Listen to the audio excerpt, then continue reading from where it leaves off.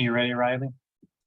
Yep. Good evening and welcome, everyone. My name is Trent Sindelar. I'm the librarian here at Rare Books and Manuscripts for the St. Louis Public Library.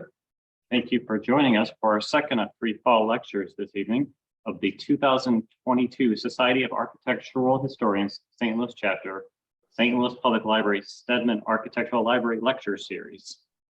Before we begin, I'd like to ask you all to mute any of your devices. Let you know this webinar is being recorded. And you might want to move the speaker panel on your screen to the lower right-hand corner so that you can see the full slide presentation. If you have any questions, you can add them to the Q&A section and we'll try to get to those after the presentation. And after our talk, we'll pose our questions to Riley Price. Now I'd like to introduce John Gunther, the FAIA lead AP and architect who serves as the president of the Society of Architectural Historians St. Louis Chapter. He will introduce our speaker for this evening's talk. John? Thank you, Trent, for your welcome and for hosting this talk. Please know how appreciative we are to the St. Louis Public Library, Steedman Architectural Library, for our continued collaboration for our lecture series over the last 10 years. It is my privilege to introduce our friend and colleague and tonight's speaker, Riley Price. Riley Price is the executive director of the Missouri Alliance for Historic Preservation, known as Missouri Preservation, Missouri's only statewide nonprofit dedicated to advocating for, educating about, and assisting with the preservation of the Show Me State's architectural heritage. Riley started at Missouri Preservation in 2017 as administrator, handling the planning of programs and events and managing the day-to-day activities of the organization. Prior to working for Missouri Preservation, she interned at Downtown Washington, Inc. She graduated from Southeast Missouri State University in 2016 with a Bachelor of Science degree in Historic Preservation.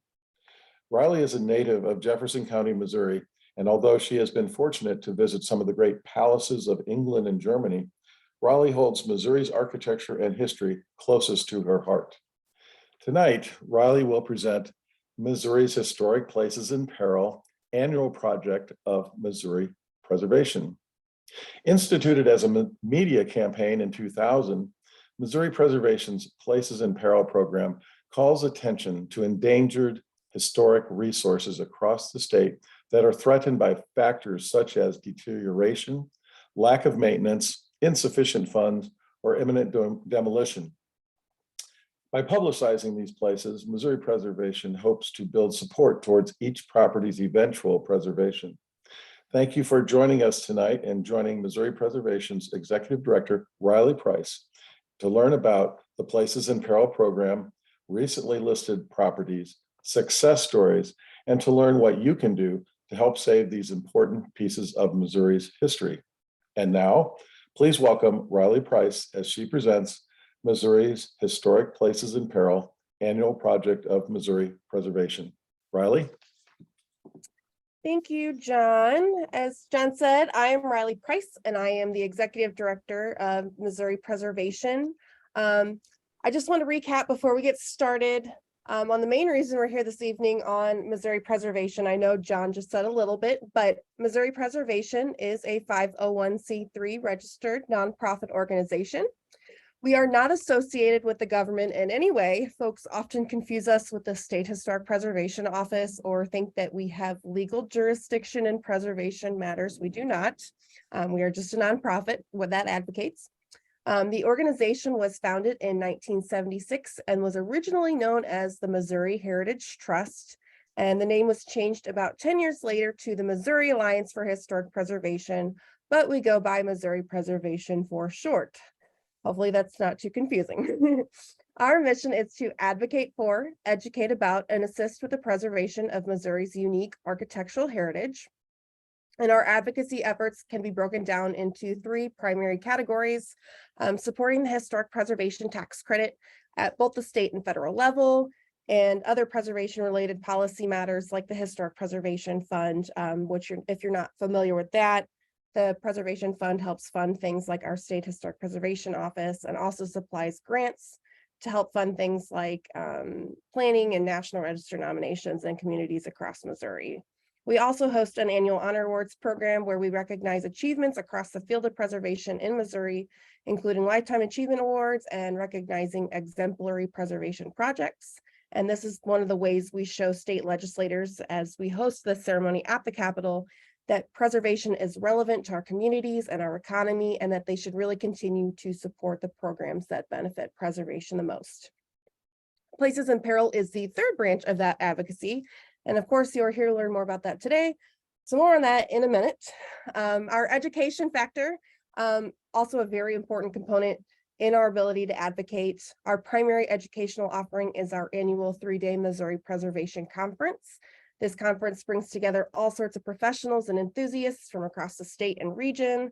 We have sessions, workshops, tours, and a number of networking opportunities. And we also host a preservation trade show with that.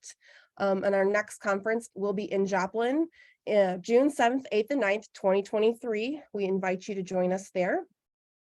We also are available throughout the year to teach various classes to organizations or communities, town councils, stuff like that, programs like Historic Tax Credit 101. And lastly, our third of our trifecta, we assist. We assist where we can with your preservation questions and projects.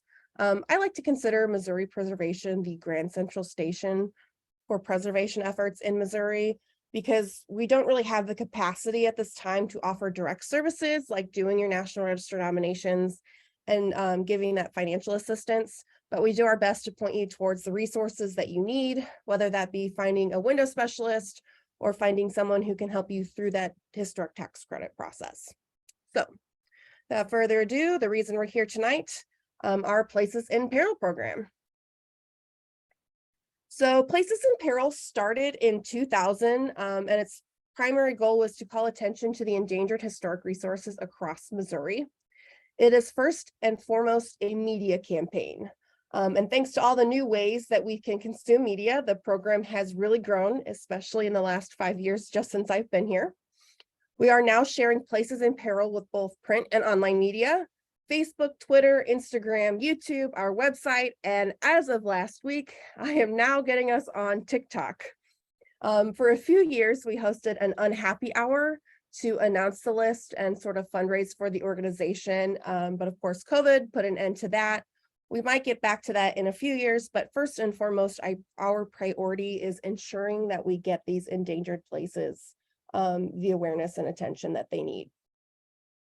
So the program was originally known as the Most Endangered, but it got rebranded in 2015 because people were starting to consider the program almost like a competition. You wanted to be the most endangered building. And obviously, this is not a competition. This is not a title we want our historic buildings to have. So they rebranded to Places in Peril. The list is released annually and is decided upon by a committee of preservation-minded individuals. Generally, these are board members of Missouri Preservation or past board members of Missouri Preservation, or folks that, just come up to us at our conference or something like that and say, hey, I want to get involved. So in recent years, the committee has decided that the program would be most effective if the selected places have groups behind them. So we need a place to send people who want to donate or who want to offer their experience. So preference to what gets listed first goes to who will benefit the most from being included in this media-based announcement. The call for nominations is generally sent out at the beginning of each summer, with the announcement being made in the fall. We just hosted it last week. I always want people to keep this timeline in mind, as it's about a 2-month turnaround time from the due date to the decisions. We have to look through all the nominations, gather more information, the due diligence, and make sure things are endangered for real, and then prepare all these materials for the release, especially now that we're doing videos and things like that. So if a city council is voting to demolish a building next week, please do not wait to nominate it to Places in Peril.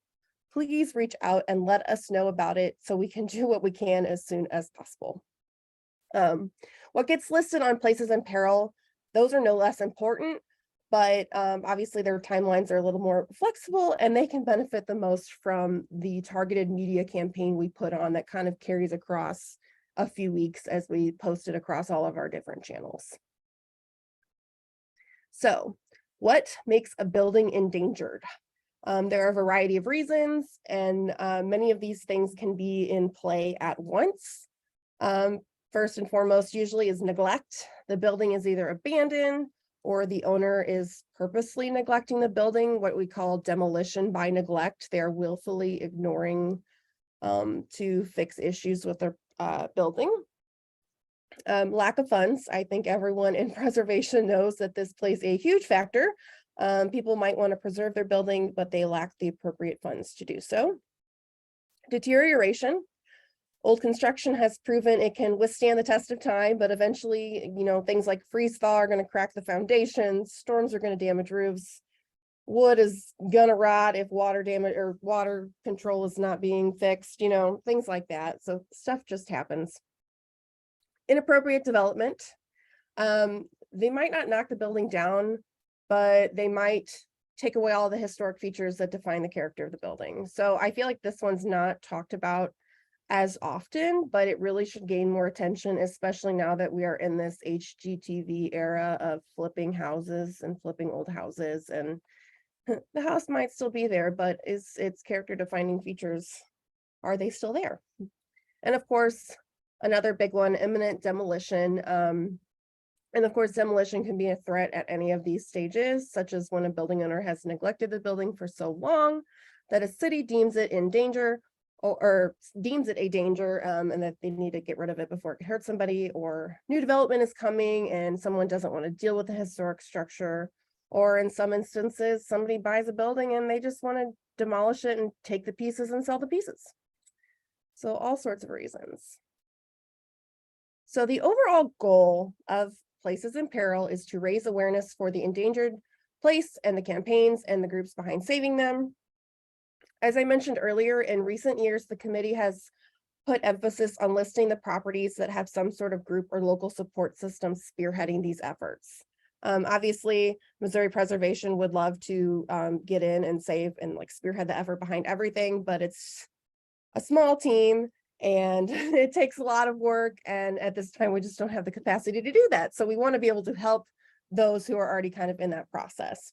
Properties that don't get selected to be on the list still receive what assistance we can offer behind the scenes, but they usually aren't chosen as there isn't a way for the public to actively help at that point in time. And very rarely are nominated properties not considered endangered.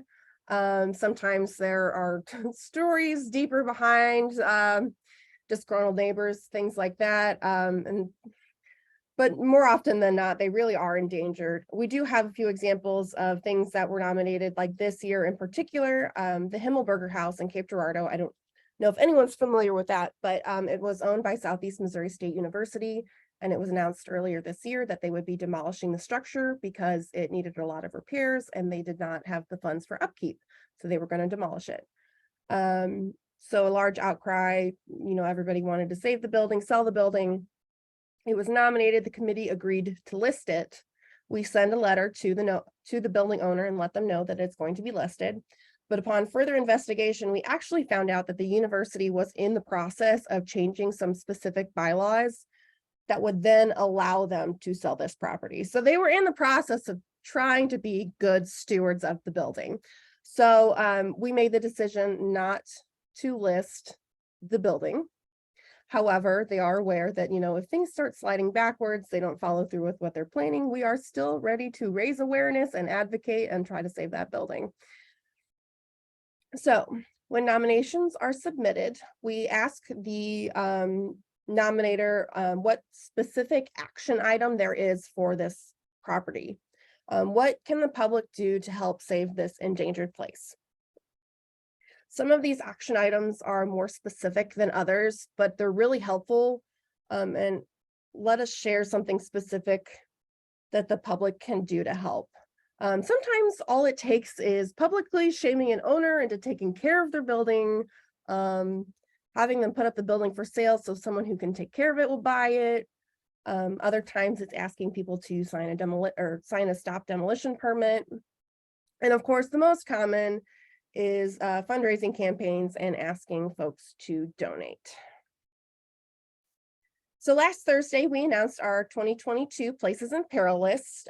This year we had 7 listings, and I'm going to try to run through them a little quickly. But I do invite you when we're done this evening to visit our website, www.preservemo.org. It'll be listed on the end so you can see it, to read more about these properties, watch the videos, and perhaps complete a few of the requested action items.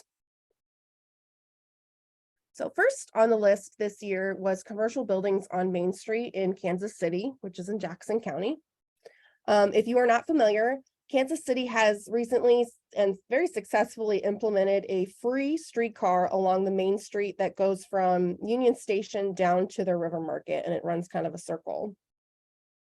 The streetcar has done a lot for the revitalization efforts of historic structures upon that original portion of the line, but now it's being extended from 51st Street or from Union Station to 51st Street, where the UMKC campus is. And while it's going to be a great resource for locals and tourists, the nominator was particularly concerned with the historic commercial buildings on this stretch. So the commercial buildings in this area date between 1880 and 1930, which is the period when Main Street was really developing as the primary thoroughfare between downtown and the residential neighborhoods to the south. And there are a variety of architectural styles represented, from Romanesque Revival to really unique Art Deco. And the development of this new leg of the streetcar has spurred a lot of speculative real estate purchases. A lot of historic fabric has already been demolished, leaving big gaps and empty lots in the streetscape. And many of the buildings that do remain are not listed in historic districts, so they lack the protection of historic preservation review. What makes this stretch of Main Street different than the other portion is that these buildings are primarily between 1 and 4 stories in height, and the lack of height and density makes them less desirable for redevelopment, as mixed-use projects are generally more successful, and these would be more single-use buildings. There have been 2 successful rehabs on this stretch, both in high-rise buildings. The Monarch and the Netherland Hotel and Residences, they were both honor award projects awarded from Missouri Preservation recently. And they run as apartment buildings and hotel buildings with retail space on the first floor. So of course they have that multi-use and they're very successful. And they were both projects that were sparked because of this talk of having the streetcar extended down to that end of the city. The city also recently halted demolition on 4 parcels along this stretch. The council voted to grant historic designation to just these 4 parcels. So those 4 parcels are going to be protected from demolition. But of course, there's still a much larger stretch along the street that still is not protected. And I will also add that there's the Cat's Drugstore, which is also located along this corridor, which was listed in 2019. And after a lengthy battle, it was actually announced this year that it would officially be incorporated into new development going on the site. There's going to be like a high-rise building, but they've managed to come to the agreement that the drugstore, which is this very unique Art Deco design, will be included. So it is hoped that listing these low to mid-rise commercial buildings along the stretch of the Kansas City streetcar will bring widespread awareness to the ongoing threat of demolition and inappropriate redevelopment, and hopefully encourage these building owners and new building owners to incorporate these historic resources into their plans as they seek to redevelop the area. Next on the list is the 1896 Ice House in Lee Summit, just outside of Kansas City in Jackson County. While very plain and utilitarian in nature, this ice house at 203 Southeast Green Street is one of the only utilitarian structures left in Lee Summit from the late 19th century. And it is also the only remaining work in the community of architects A.J. Hess and Son. It was originally built in 1896 to serve as a packing house for an adjacent slaughterhouse.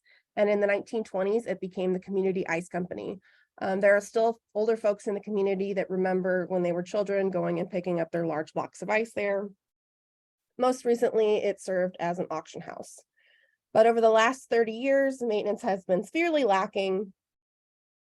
There are some features that are falling apart. However, it's still a very solid structure as it has 3-foot exterior walls of coarse limestone. The real danger that is facing the ice house is the city's plans for a new downtown city market. Initially, the city voted to put the market on another plot of land, but then decided that that land was too small. In 2019, they had purchased the ice house and a few adjacent buildings. And without another vote, they decided that this site was going to be a better site for this new project. So early artist renderings included the ice house with the proposed new development, but it has since been removed, and preservation specialists were brought in, I think, in April, and they identified that the building is eligible for National Register listing and therefore eligible to receive historic tax credits to help fund the rehabilitation. Since the nomination was made in August, things have moved quite quickly, but we still wanted to include this listing because we felt it was important to still bring attention to it. The preservation specialists were not invited to the city council meeting to discuss the fate of this structure. The city council did not seem to fully understand how the National Register process worked or the tax credit process, nor did they seem to fully understand the costs behind the various proposed options. So they were in between rehabilitating the building, utilizing the tax credit, or demolishing the building, but they were not including the additional price of adding a new building on that empty lot when they were comparing these prices. So obviously it's probably going to cost a little bit more if they're going to knock down this structure and put up new development. Despite all of this information presented to them, the city council did vote to demolish the building and incorporate some of its historic elements into the new development.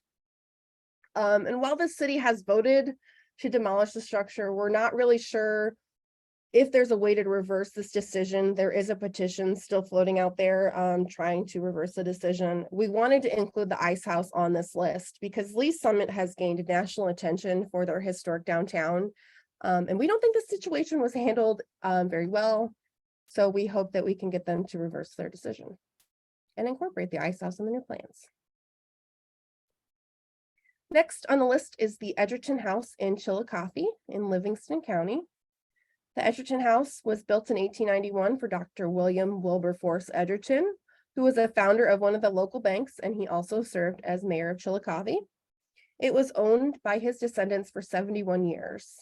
Later owners subdivided it into multiple units, and the most recent owners left in 2013 because they could no longer afford to fix the roof and other issues, and conditions got so bad it made it unlivable. Many of the beautiful historic features still remain inside and out, but they are rather severely water damaged. Porches are collapsing, and poorly boarded doorways have allowed cats and raccoons and other vermin into the property.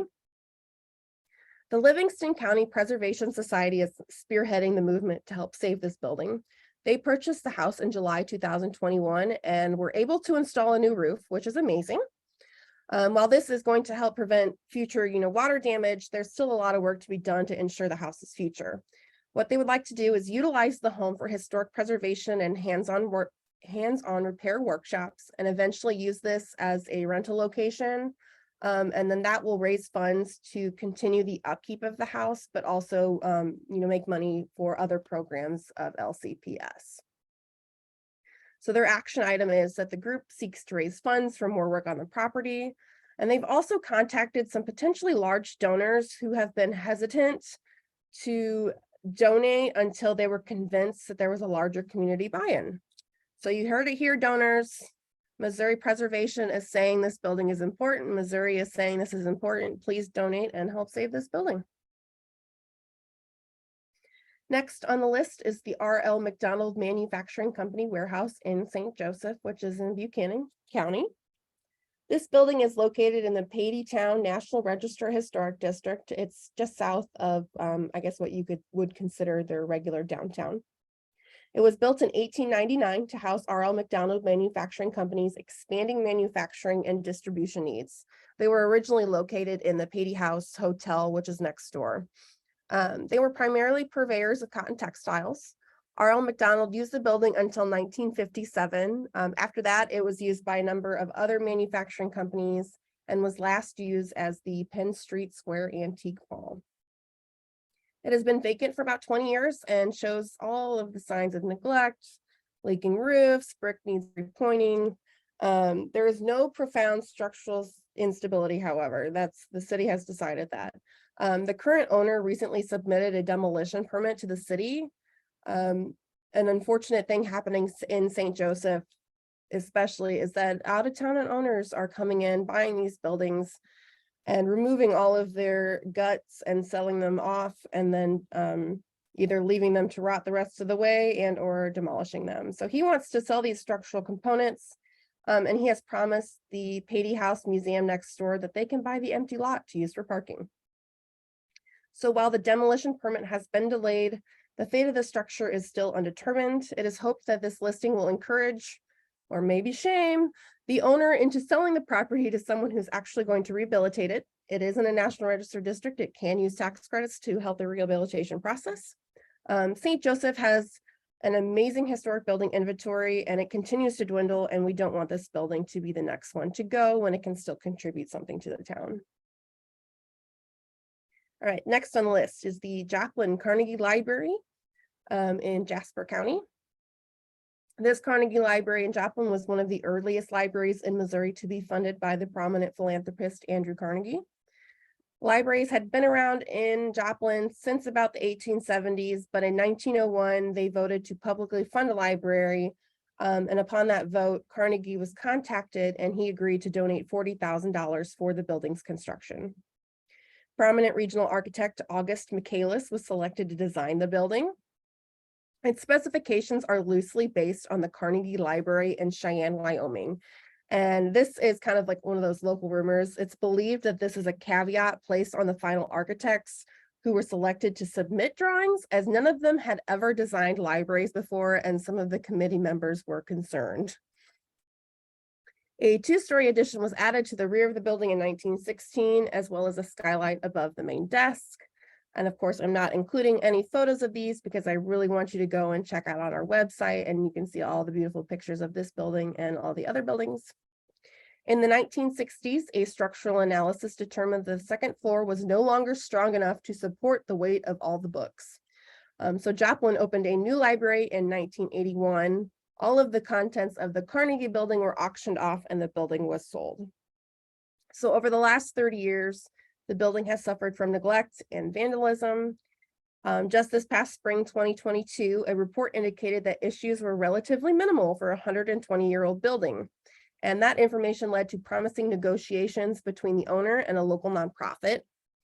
But in June, a fire broke out in the basement, probably arson. There's been lots of arson issues in Joplin's historic buildings, and that caused some severe damage.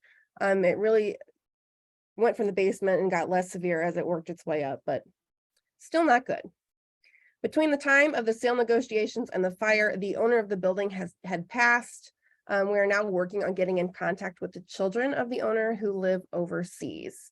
Local supporters are hoping this listing will help find a more viable solution for the future of this building. And it's hoped that these new owners will once again consider the sale of the building to someone who will rehabilitate the structure, because it's awesome.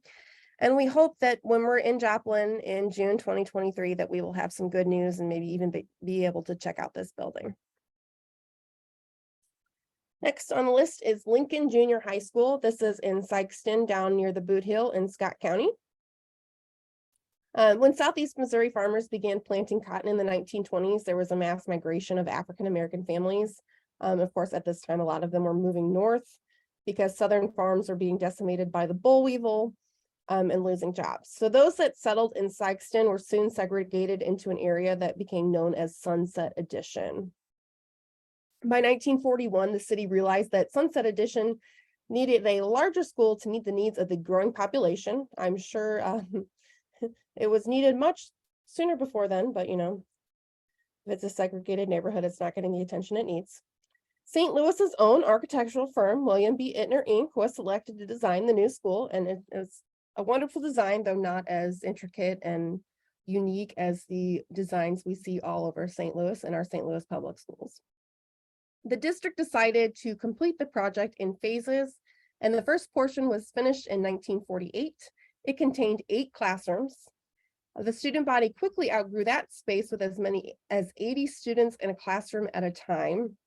They then voted in 1952 to put another addition on the building, adding 2 more classrooms, a gymnasium, and a cafeteria. And then another 4 classrooms were added a few years later. And I'm sure at all of these points in time, that was just never enough room. So integration lowered the number of students enrolled at Lincoln, and all the grade levels in the building kind of changed over the years. By 1968, the last students were enrolled elsewhere in the district, and instead the district decided to use this building for adult vocational courses, and the gymnasium was used for community purposes. And it was used that way for a number of years. Now vacant, the building suffers from neglect, windows are broken, the interior needs extensive updates.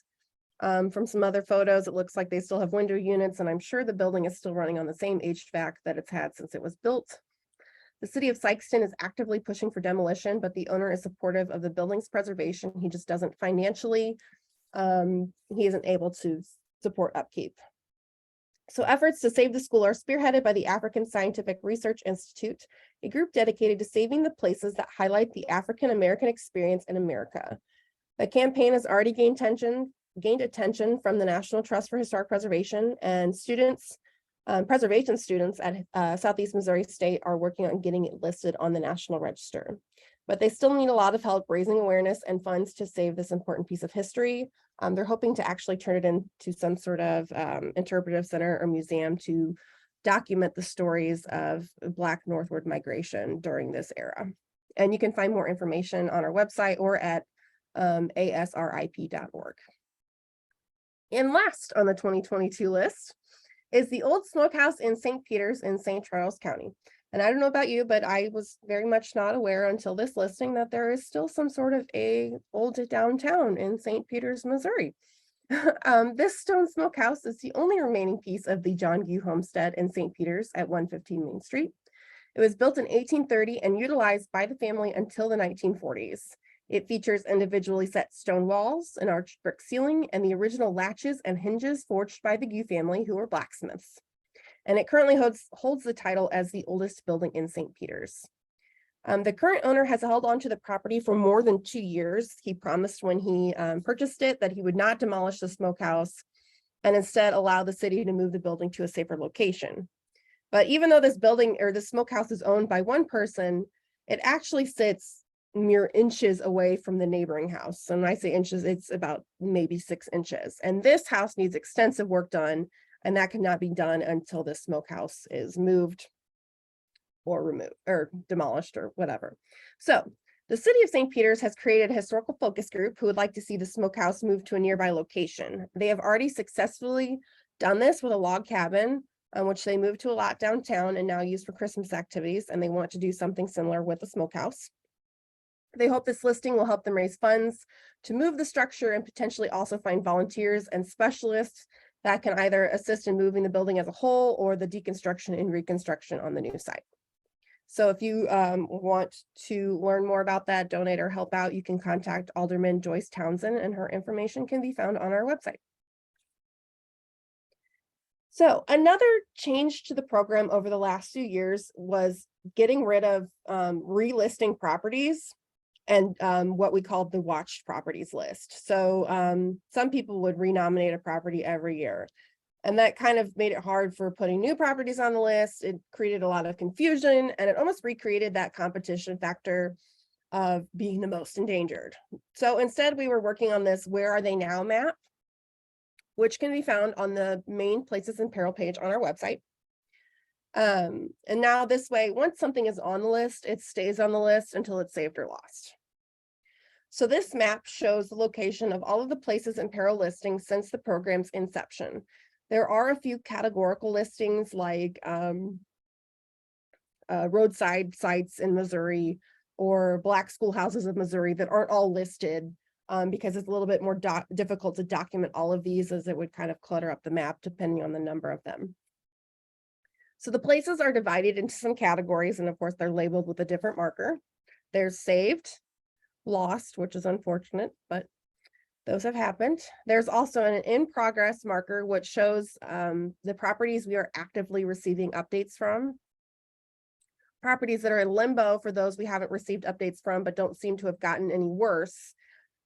Bad for those who are actively getting worse and might not be around much longer. and then unknown, as there are a few listings that I have no information on as they were listed before my time here at Missouri Preservation, and I cannot find any new information on them. If you click on a place, it'll pull up a photo, more information, as well as the link to the corresponding page to our website. And all of these more recent listings in the last 3 or 4 years have action items included. I do my best to keep this updated, but if you look through this and see anything that you know has some updates, please let me know, and I'm happy to go through and fix that. So I wanted to go through a few of these where are they now listings. This is a 2021 listing, and I still call this one in limbo. This is the Oakley Chapel African Methodist Episcopal Church in Tebbets, Missouri. It's about 20 minutes northeast of Jefferson City on the north side of the river. The land the church is on dates to about 1878, and it played an integral role in the community of African Americans that chose to remain in and around Tebbets following emancipation. In the 1920s and 30s, it was used as a schoolhouse for Black children who weren't, allowed into the regular public schools.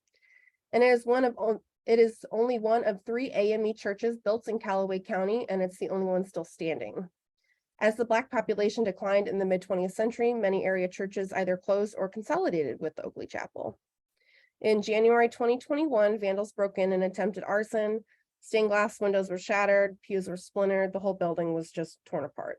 The Tebbets community came together to board up the structure, but it's located pretty remotely and remains at risk as there's no active surveillance. Land was donated along the Katy Trail nearby, so the church could be moved to a more visible and more protected location, but funds still need to be raised in order to make that possible, and they still have a long way to go. So if you would like to donate or find out more about that, you can find that on our website by typing in the search bar Oakley Chapel or by going to that Where Are They Now map. This is another 2021 listing that I wanted to include that's also considered in limbo, the Dorman House in Clinton, Missouri, which is in Henry County, and it's owned by the Henry County Historical Society. It was built for Judge DeRubio Gideon Dorman in 1852 and is one of the oldest remaining 2-story homes in Clinton. It was owned by the Dorman family for 150 years and fell into disrepair during that time, and the family sold off a lot of the materials inside. Clinton Main Street purchased the home directly from the family in 1996 and spent 6 years restoring the house using volunteer labor. In 2008, they deeded it to the Henry County Historical Society. So the Historical Society has been able to keep up with minor repairs. They've put on a new roof, but there are larger structural issues that have now arisen, including severe foundation issues. The rear addition has a bulging wall and is actually sinking away from the original portion of the home. And there's a back step that you can see this movement happening. They have a capital campaign and are actively fundraising to make these much needed repairs. And they are also seeking professional expertise to guide them through the repairs and through the creation of a historic structures report. Once again, you can find this by searching the Dorman House on our website or by visiting that map. This is a 2019 listing that is considered in progress. This is the Hall of Waters in Excelsior Springs. It was built in 1934 by the Works Projects Administration. At its height, it was considered one of the most outfitted health resorts in the state. And it opened in 1937 with the Hall of Springs, which is literally just a bar that serves water. At $1 million, it was the most ambitious WA project in the state and incorporates Art Deco and Depression era designs with some very unique Mayan water god motifs. It is now home to city offices, a visitor center, and downtown Excelsior partnership. At the time of the 2019 listing, there were a number of issues that were identified, including deterioration in the basement, and they had some major concerns that things might start collapsing. Shortly after we listed the building, it was listed as the National Trust, one of the National Trust 11 most endangered sites. And they have since received a Save America's Treasures grant, and the city officially broke ground on repairs in September. We were literally there in town for a program in Excelsior Springs, and I was one day late to be able to walk around and check out this building for myself. So I had to view its splendor from behind orange tape, but we are really excited to see what's happening here. This is another 2019 listing that's in progress. This is the Carter County Courthouse in Van Buren, Missouri, located along the Current River. It was originally built in 1871, and then the cobblestone cladding and addition were added by the WTA in 1936. It is the only remaining cobblestone courthouse in Missouri. It was in use from 1871 until 2017 by the government when it was damaged by the unprecedented flooding of the current river.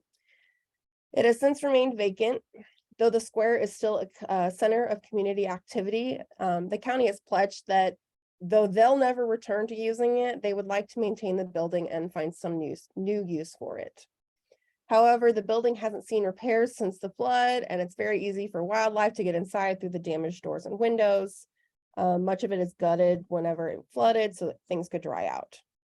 In 2019, locals formed the Friends of the Carter County Courthouse to oversee plans for renovation and reuse.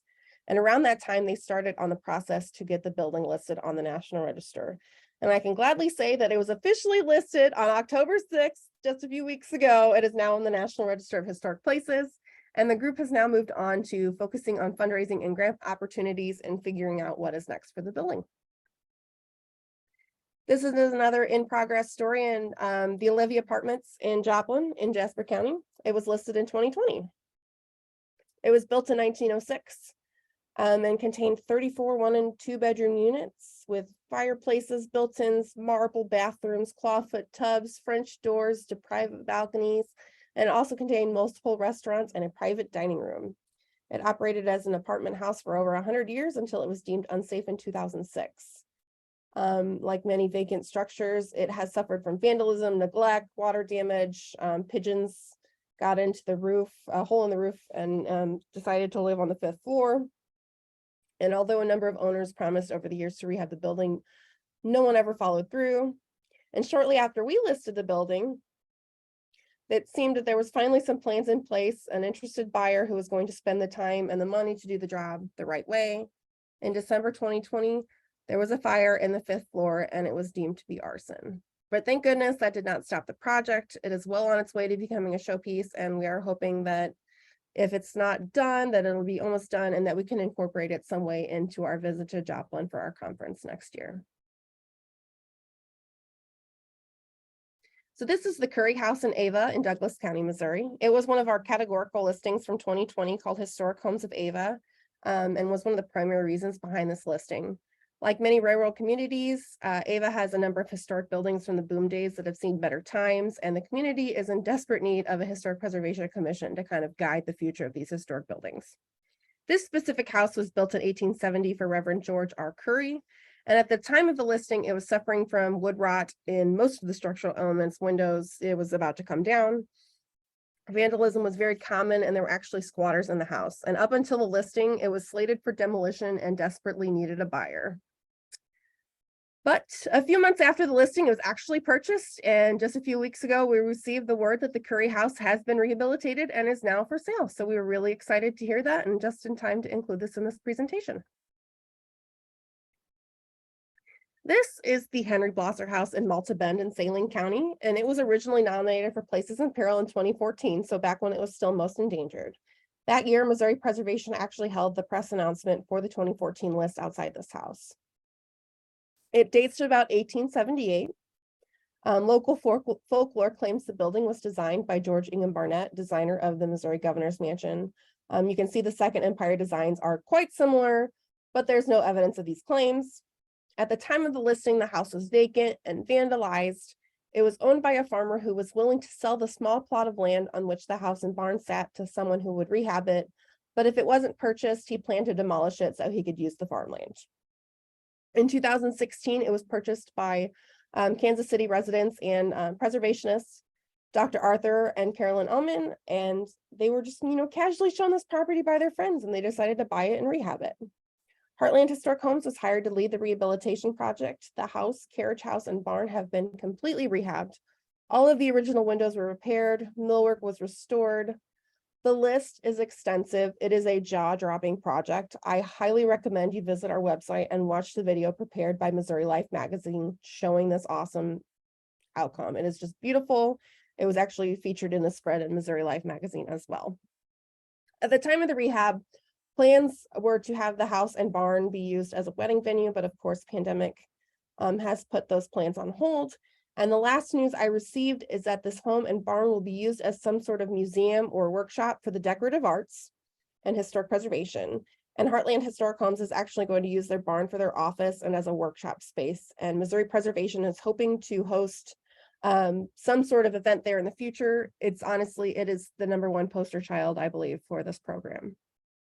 That is until the Charles S. Reynolds House also came along. This is more commonly known as Woodside, and it's located in Maplewood. It dates to about 1848 and is believed to be one of the oldest surviving structures in the St. Louis County inner ring suburb. The mission to save Woodside began all the way back in 1999, when the home was sold to owners who wanted to demolish the property. The city, along with local preservationists, stepped in to stop the demolition, and after a lengthy court battle, the city decided that they were going to purchase the house, and that was in 2004. At this time, Maplewood created their first historic preservation ordinance. Woodside was listed as the most endangered in 2003 and again in 2004. In response to that listing in 2005, a kind donor paid to install a new roof to prevent continued deterioration of the structure. But it wasn't until 2016 that the city finally sold the house to Brendan Papineau with the agreement that they would rehabilitate the home. It was a large undertaking. They had to lift the house to replace the foundation walls and the sill plate and the anti-sister beams. The porch was removed. The roof was removed. The porch was rebuilt. All new plumbing, electrical, and HVAC. And after more than 17 years of preservation efforts, Woodside has been restored. We were very happy to award Brendan and all of those involved with the preservation of Woodside over the years with the McReynolds Award this spring in 2022. So another poster child of the program. It's not easy, obviously, since 1999 till now, but it happened. So this is something that as I went through my notes today, I was like, I kind of want to add a little more detail about what does it take, because obviously, as Woodside is an example, 1999 to 2022, it's kind of a long timeline. But what does it take to save one of these endangered resources? Part of me, I'm hoping this is a little more cohesive. Like I said, I got really excited. I'm like, I'm going to add this in here. So first off, I want to leave money off of this list because that's kind of obvious. If I had $1 for every time someone contacted Missouri Preservation about the buckets of money laying around for historic buildings, I would have buckets of money laying around for historic buildings. Funding is a much more complex issue, I think, than people realize. And when teaching about preservation and this sort of thing, I want to be as realistic as possible. I specifically chose the Where Are They Now examples because they represent a variety of circumstances. While the endangerment causes are similar, each situation is unique. These listings cover private ownerships, public ownership like the government, nonprofits like historical societies, big developers, or a combination of all of these things. We want to show that it is possible to successfully save a historic building no matter where you're coming from. And no matter what, it's probably going to be a group effort. So one of these things is kind of a given: dedication, long hours of advocacy, fundraising, or even manual labor as you do the work yourself. The constant battle that is trying to convince the naysayers that saving historic building is worth it. No one ever said it was going to be easy, and if they did, who are they? Please introduce me to them because they're crazy. But dedication is required, and it's really important, obviously, to keep this sort of battle going. Something I kind of link with dedication, but I guess isn't really thought of as much, is vision. In order to save these historic resources, someone has to be able to look past the issues and decay and have a vision for what the place could be, especially in situations where a new use for the building is the most responsible and reasonable way to save the structure. There are a lot of people who love history, but lack the vision to get from point A to point B. I like to look at this, not completely related, but if you've walked through an antique mall lately, you've probably noticed, you can't find a piece of furniture anymore that hasn't been painted with chalk paint or redone, because people can't see what things can become. Somebody else has to do it for them. Or there's the little fixer-upper houses that are being snapped up and stripped of their unique historic features, slapped with a coat of gray paint and some new ceramic tile, and sold to people who want that historic charm. I could rant about this forever, but my point is that you really need a visionary in your group, not only to help you determine your end goal, but also to keep the group going in the times of doubt, because you're going to doubt it a lot. Everyone I've ever spoken with dealing with these places in peril just wonders what the heck they're doing. Another important thing is partnerships. Most often you probably hear about creating public-private partnerships, but I think creating partnerships between a variety of individuals who might not otherwise consider themselves preservationists is equally as important. They might not know anything about preservation, but their expertise with fundraising with another organization, or their experience bookkeeping or project management skills could be a very huge asset to meeting your end goal. I also think something that's pretty overlooked is the importance of setting goals. The goals should be as specific as possible, but they should also be realistic and obtainable. A very bad example would be, I want to raise funds to save this house. That's pretty vague. Do you have an estimate of how much work needs to be done? How much is it going to cost? How do you know when you're going, how do you know when you're making progress? A more specific, obtainable goal would be, we want to raise $5,000 to repair the roof. And Lord knows, I don't know if that's even an accurate amount right now, but as I was throwing this together, that's the first thing that came to my mind. Not only does this set a benchmark to meet, it also lets potential donors, if you're in that sort of situation, know that you have your stuff together. People are more likely to give when they know what it is going to. So, after everything that you've heard this evening, what can you do? One of the most important things you can do is spread the word, or as I like to call it, preach the good word of historic preservation. Not only should you help educate about the importance of our historic buildings, but you should also let folks know about the places you heard about today. And if you get on our website and explore this Where Are They Now map, find more about other places that have been saved or still need help, and spread the word about those, and spread the word about the map. Let other folks explore it and see what needs to go on. And lastly, you can help us by becoming a member of Missouri Preservation. As a nonprofit organization, we rely almost 100% on our members and the donations to exist and make what we do possible. You can join or donate by visiting our website, preservemode.org. Like I said, this program, Places in Peril, would not be possible if we didn't have these members kind of supporting us. It allows me to then spend more time focusing on the advocacy for these places. So, before they start asking if there's any questions, I just want to thank all of you who joined us this evening and wanted to learn more about Missouri Preservation and our Places in Peril program. Historic preservation is definitely a group effort. This advocacy, the education, we cannot do it alone. So we really rely on this word of mouth and educating as many people as possible to make sure these places can be saved. So I don't know, John, or if somebody has questions.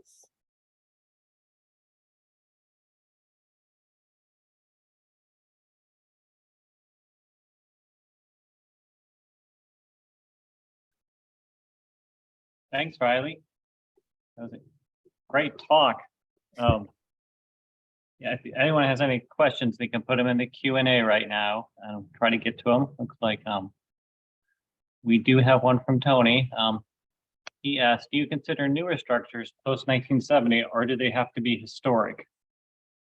We consider, honestly, at this point, any structure. And post-1970, there are some buildings that are being considered eligible for listing on the National Register. Generally, the caveat is 50 years or older. At this point, when I look at these structures and what's being nominated, I'm looking at, that community value, and that, what if this building is lost, what's going to happen in the community. So, I mean, at this point, if somebody nominated a newer structure, I think the committee would be, do their due diligence and see what they think about it and consider listing it. Right. I was just curious, were there other buildings in the St. Louis area that you've worked on that have been listed on the Places in Peril? Well, there's one very large listing, which I almost included. It's one of those categorical listings. The Land Reutilization Authority owned buildings. There are probably like thousands of them right now.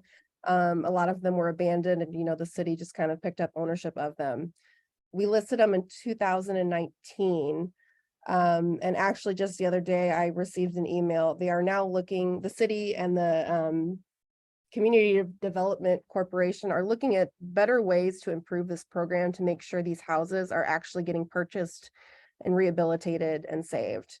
We also had Second Baptist Church, which is in the Four Corners District, Historic District. That was listed a few years ago, and right now it's probably, I think it's still kind of stalled, but in the process of becoming the Gospel Museum. And there have been a few things other around St. Louis over the years. So, and they're all on the map, so you should go check it out. Yeah, it's great just seeing all those buildings. It's always kind of shocking to me how like such cool seeming buildings are just fall into disrepair. Like the Hall of the Waters, like that building was so unique and interesting, and like it's kind of shocking that it's falling apart now. And then like the City Hall with the cobblestone walls. I mean, that was such a unique building. And then Yeah, and it's the funny Carnegie sometimes. Library. It's funny sometimes that those buildings like that, so the Hall of Waters and then the Carter County Courthouse, these buildings are, I guess, smaller, more rural areas, how different the reaction is to losing them opposed to things that are in St. Louis or in Kansas City. Like in the Carter County Courthouse, Van Buren's a very small community, but they really kind of rose up and were like, we need to figure out a way to save the structure. The dynamic is very interesting between the different types of cities and the locations. And who's willing to do what. Question from Richard.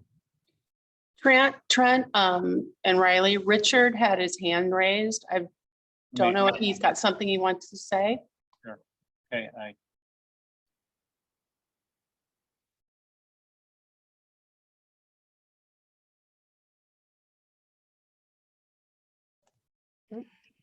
Thank you, Riley. It was just terrific. Thank you so much for coming, Richard. We appreciate you being a member of Missouri Preservation and attending. It was great. Thank you again. thanks, Richard. And not only, I would say with, we ask as a nonprofit, we need members to join us and help support us financially, but the members really play a huge role in our ability to get this information out across the state. It's our little grassroots network, and if we have members, the more members we have from more corners of Missouri, the easier it is for us to, spread the word about these endangered places. So. Great. I'm not sure if anyone can see the chat. I put the link to Missouri Preservation, your website in there, and then also a link to our SAH Steedman talk next month. And yeah, there's the panel for it. It is Andrew Weil. He's the executive director of Landmarks Association of St. Louis. He's going to give a talk on their new headquarters building for the Landmarks Association. And that's on November 15th, next month, also at 6:30. So hope to see you all then as well. Do you have anything else to add, Riley? The part of I'm not sure what they mean by the part of the Combined Federal Campaign, CFC.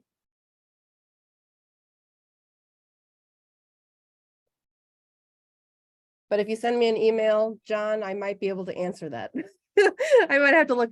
There are a few things that are not yet in my wheelhouse as I've transitioned from administrator to executive director, but if you send an email to director@preservemo.org, I'd be happy to figure out some answers.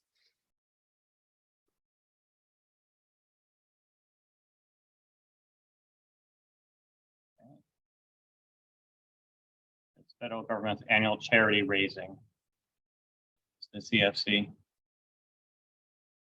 No. Not that I'm aware of.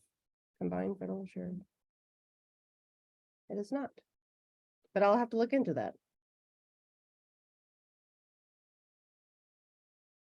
Okay.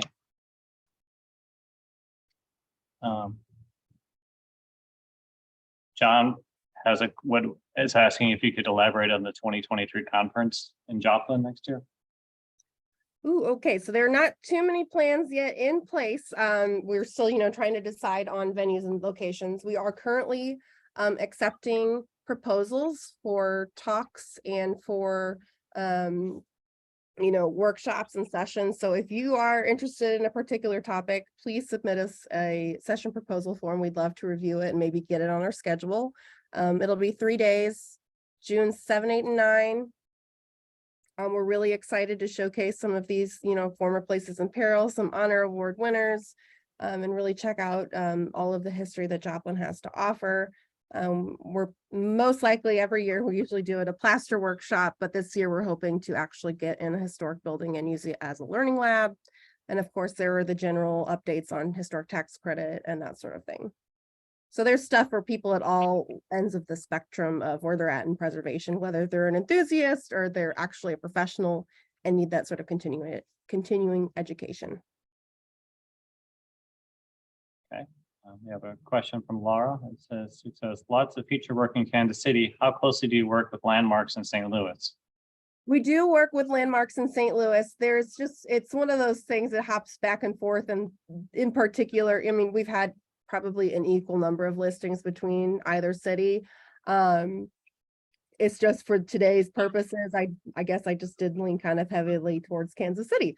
But there are lots of things in St. Louis that we've kind of helped with. And of course, our offices are based in St. Louis. So, and one of the things I've wanted to do over the years is really rebuild partnerships with these local organizations, especially as I am a one-person staff and we can only do so much, but we want to bring attention to all the buildings that we possibly can.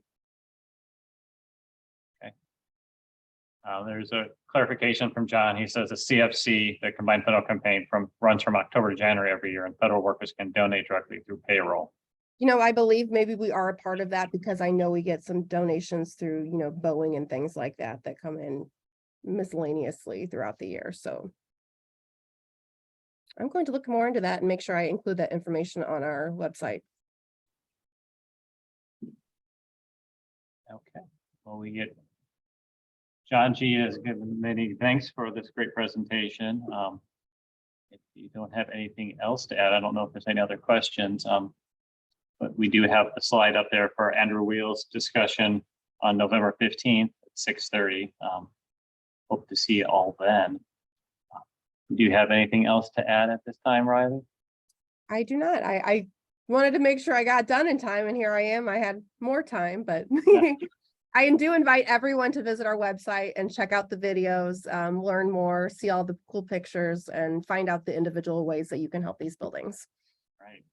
Well, thank you so much. I really appreciate it, and the library really appreciates it, and SAH is very thankful. So thanks again for this talk, and I hope everyone has a great evening. Thank you.